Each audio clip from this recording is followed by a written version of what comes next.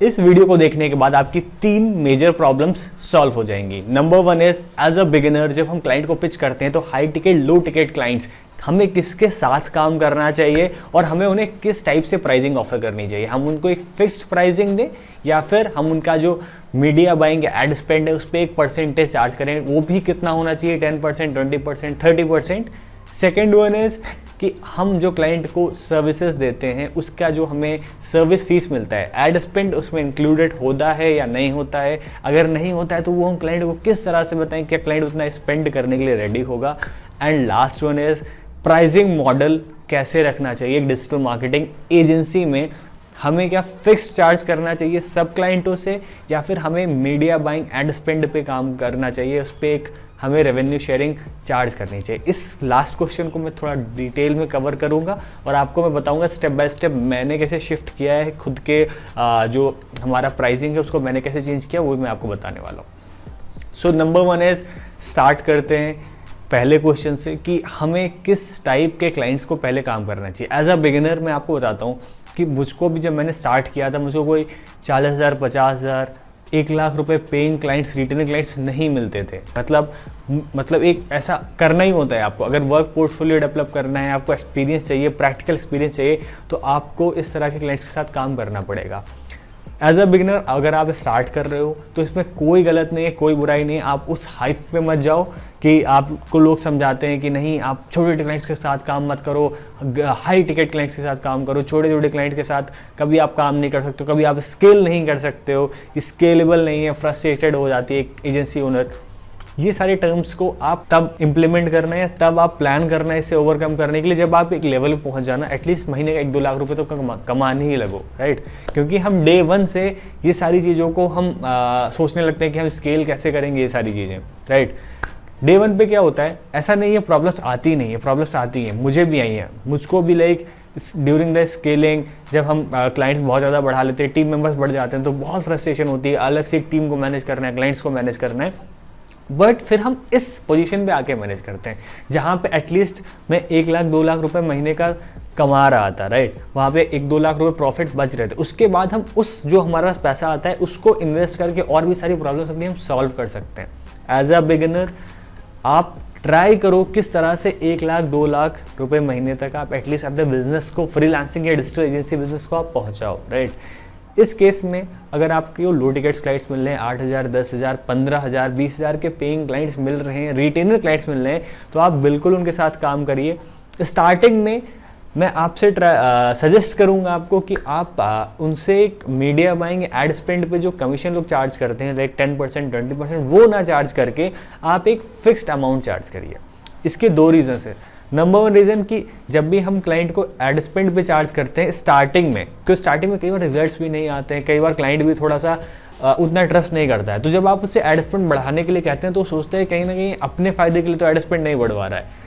Second reason क्या रहता है कि स्टार्टिंग में अगर आप एड स्पेंड पे क्लाइंट रखते हो तो अगर आपके 5 क्लाइंट भी हैं तो उनका एड स्पेंड हर महीने कम ज़्यादा होता रहेगा।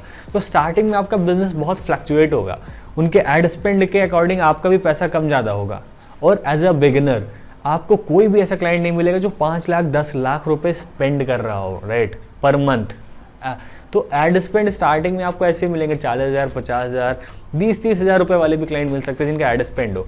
तो उस पर मैं कोशिश करूँगा, आपको सजेस्ट करूँगा कि स्टार्टिंग में आप उनसे एक रिटेनर अमाउंट ले लीजिए, 10,000, 15,000, 12,000, जैसी भी आपकी एक्सपर्टीज़ हो, जो भी आप उनको वैल्यू प्रोवाइड कर रहे हो उसके बेस पे आप उनसे एक फिक्स्ड आप रिटेनर फीस ले लीजिए कि हाँ हम इतना ही लेंगे, इसका आप एड स्पेंड कर सकते हो, राइट। 5 लाख 10 लाख रुपए तक चाहो तो कर सकते हो क्योंकि आपको भी पता है कि वो एक्चुअल में कितना एड स्पेंड करने वाले हैं।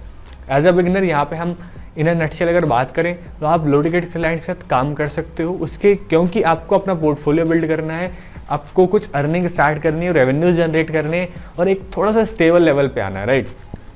सेकेंड रीज़न कि आपको फिक्स्ड इसलिए चार्ज करना चाहिए, एटलीस्ट आपका एक स्टेबल बिजनेस हो, थोड़ा सा एक स्टेबिलिटी आ जाए। 5-10 क्लाइंट आने में अगर आपके 1-2 क्लाइंट आ जा भी रहे हैं तब भी 7-8 क्लाइंट अगर आपके स्टेबल बने रहेंगे तो आपको एक फिक्स्ड रेवेन्यू हर महीने आता रहेगा। तो यहाँ पे हमारा पहला क्वेश्चन जो उसका आंसर है मिल जाता है। और ये जो मैंने आपको आंसर बताया सबके लिए अलग अलग हो सकता है, कोई कुछ भी तरह की सजेस्ट कर सकता है, किसी का अलग ओपिनियन हो सकता है मेरे से बिल्कुल हटके। ये सेम वैसे ही था जो मैंने स्टार्टिंग में इम्प्लीमेंट किया है, वही मैं सेम चीज़ें आपको सजेस्ट कर रहा हूँ कि इसने मुझको रिजल्ट्स दिए हैं। कुछ जब मैंने ट्राई किया क्लाइंट से उनके एड स्पेंड पे चार्ज करने का, तो कई बार मैं भी लॉस में गया हूँ, क्लाइंट भी उतना ट्रस्ट नहीं कर रहा था, तो इसलिए मैंने सजेस्ट किया कि आप इस वाले चीज़ पे जा सकते हो, राइट। अब हमारा सेकेंड क्वेश्चन है कि क्या हमें एड बजट क्लाइंट से अलग से चार्ज करना चाहिए, हमारी सर्विस फीस में उसी में इंक्लूड करना चाहिए, राइट।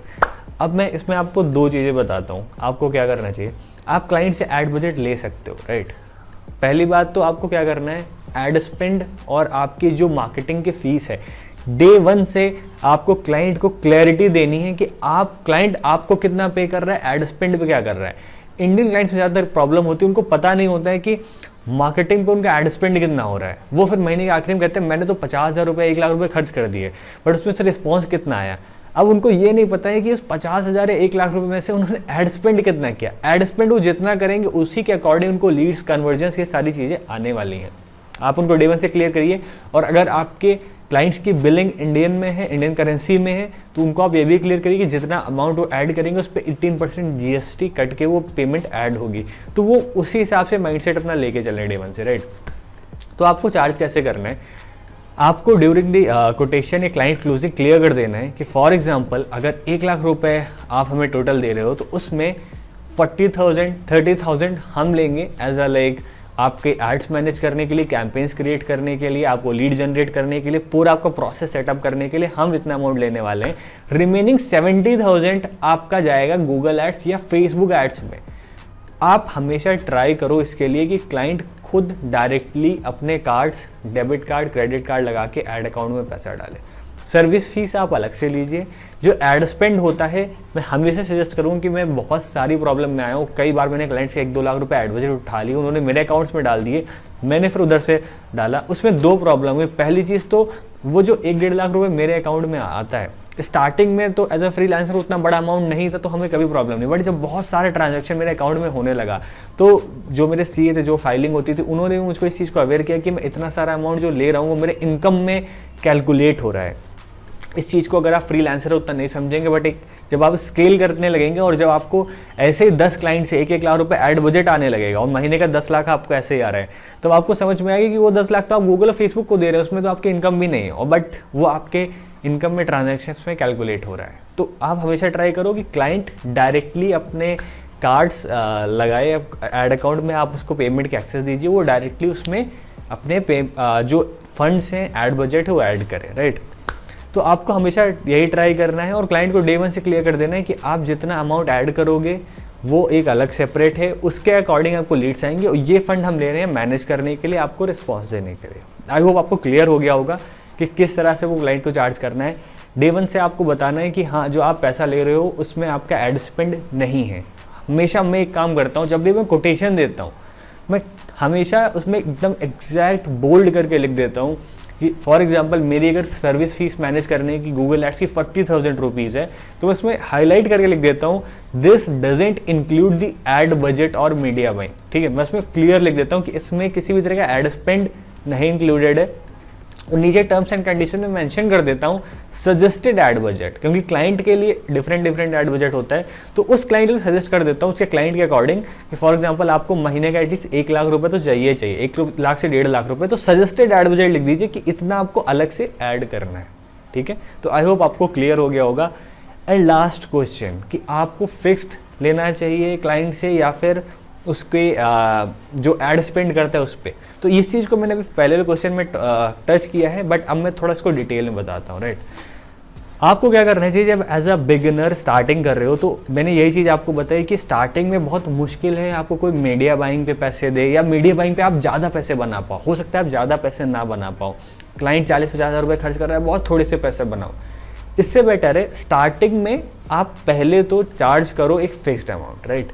जब आपके 15-20 क्लाइंट और एटलीस्ट 1.5-2 लाख रुपए आप महीने का रिटेनर अर्न करने लगो, फिर आप टारगेट करो हाई पेइंग क्लाइंट्स को, राइट, जिनका ad spend at least 4 lakh 5 lakh रुपए पर मंथ हो, राइट।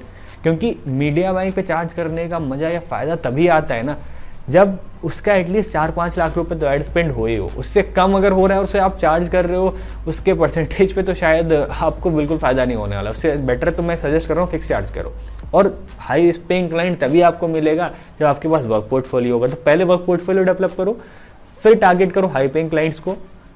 उनके साथ भी स्टार्टिंग में क्या करना है, डायरेक्टली नहीं दिल देना कि आपको मीडिया स्पेंड पे, हम एड स्पेंड पे आपको हम 10% 20% चार्ज करेंगे। उनको इस तरह से बताओ, अगर आप 5 लाख या 5 लाख के नीचे आप स्पेंड करोगे तो हम आपसे एक फिक्स्ड अमाउंट चार्ज करने वाले, दैट इज़ 40-50,000, जो भी आप चार्ज करते हो, जो भी आपकी स्किल है, जो भी आप ऑफर कर रहे हो क्लाइंट को। एक आप स्लैब बना दो, 4 लाख 5 लाख के अंडर स्पेंड होगा, इसके ऊपर स्पेंड होगा for example 5 lakh to 10 lakh के बीच में, तो आप 15% चार्ज करोगे टोटल एड स्पेंड पे। 5 लाख से 10 लाख, 10 से 15 अगर आप एड स्पेंड कर रहे हो तो फॉर एग्जांपल आपने बोल दिया 12% हम चार्ज करेंगे, और उसके भी ऊपर स्पेंड हो रहा है तो 10%।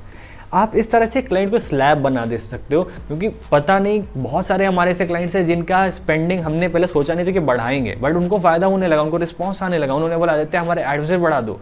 जब बोला हमने एडवर्टाइज बढ़ा दो तो वो 10 लाख 15 लाख तक ले जाने लगे। उस केस पे हम समझ गए उनको तो फ़ायदा हो रहा है, बट हमें नहीं फ़ायदा हो रहा है, वरना पूरा मेहनत लगा रहे हैं, सब कुछ कर रहे हैं, बट हमें उस तरह से हमें बेनिफिट्स नहीं मिल रहे हैं। तो आपको इसको स्लैब लगा देना चाहिए और इस हिसाब से आपको क्लाइंट को चार्ज करना चाहिए। फ्रीलांसर हो तो इस तरह से चार्ज करो, अपनी एजेंसी सेटअप कर रहे हो, वर्क पोर्टफोलियो हो तो इस तरह से चार्ज करो। और जब उसमें भी आपको अच्छे रिस्पॉन्स आने लगे तो आप सिंपल हाई पेइंग क्लाइंट्स उठाइए जो 8 लाख 10 लाख रुपए हर महीने स्पेंड कर सकें, और उस पर एक आप एटलीस्ट 15% 10% आप मीडिया बाइंग पे चार्ज करिए। आई होप आपके तीनों क्वेश्चंस क्लियर हो गए होंगे। कुछ और क्वेश्चन है प्लीज़ नीचे कमेंट करके बताओ, क्योंकि आजकल मैं यूट्यूब पे जितने भी कमेंट्स आ रहे हैं, इंस्टाग्राम पे कमेंट्स आ रहे हैं, इंस्टाग्राम पे मैसेजेस आ रहे हैं आप सबके, मैं कोशिश कर रहा हूँ उन क्वेश्चंस को मैं अच्छे से कवर करूँ, क्योंकि वही सारी चीज़ें जो ऑलमोस्ट 1 लोग 2 लोग तो पूछते हैं, बट सारे मतलब मैक्सिमम लोगों के क्वेश्चंस होते हैं। तो अगर कोई भी क्वेश्चन है प्लीज़ आप नीचे कमेंट करके बताइए। और अभी मैंने अपनी जल्दी में वेबसाइट लॉन्च करी है, उस पर मैंने कंसल्टेशन कॉल लॉन्च करी, जो कि मैं सैटरडेज़ को करता हूँ, बहुत फिक्स्ड है, मैं नहीं चाहता हूँ हर किसी को एंटरटेन करना। अगर आपके पास जेन्युइन क्वेश्चंस हैं, और मैं सजेस्ट करूंगा ऐसे लोग जिनको प्रॉब्लम आ रही है कैंपेन्स में, फेसबुक एड्स में, गूगल एड्स में, अपने क्लाइंट के प्रोजेक्ट्स में प्रॉब्लम आ रही है, प्लीज़ आप वो लोग करिए। मेरे पास ऐसे बहुत सारे लोग क्वेश्चंस आते हैं, क्लाइंट्स नहीं मिल रहे हैं मुझको, तो क्लाइंट इज़ लाइक एक एक्सपर्टीज़ है, राइट। उसको आपको कोई भी ऐसा नहीं होगा जो आपको ज्ञान दे देगा और बता देगा कि ऐसे ऐसे क्लाइंट्स आते हैं। अगर कोई आपको ऐसा बता रहा है तो पहले आप अपनी एक्सपर्टीज़ डेवलप करिए, शायद उसके और अलग अलग रिसोर्सेज हो सकते हैं, और भी चीज़ें होती हैं जहाँ से उसके क्लाइंट्स आ रहे हैं, राइट। तो ऐसे लोग जिनको गूगल एड्स, फेसबुक एड्स, कोई भी बिजनेस ओनर जिसको अपने कैंपेन्स में प्रॉब्लम आ रही है, आप नीचे जाके कॉल बुक कर सकते हो। Thank you so much.